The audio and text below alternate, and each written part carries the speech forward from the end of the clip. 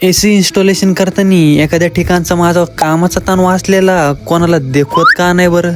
तर मित्रांनो, आजचं एसी इन्स्टॉलेशन कस्टमरच्या शिफ्टिंगमुळे होतं आणि एखादी गोष्ट नीट करण्यापेक्षा ती बिघडवण्यात जी मजा येते ना, ती माझ्या मला एसी रिमूव्ह करताना येत असते. कारण एसी बसायला जेवढा टाइम लागतो ना, त्यापेक्षा कमी टाइम हा एसी रिमूव्ह करायला लागते. पण त्या आनंदावर दस्ती खेळ्यांनी लिंबू मिरची फिरवलं होतं वाटतं आणि निराश झालेल्या चेहऱ्याला प्रोत्साहन देण्याचं काम एसी इन्स्टॉलेशनच्या लोकेशननी केलं होतं. कारण आउटडोअरचे आपण युनिट बसवतो ना, तिथलं स्टँड ऑलरेडी रेडी होतं.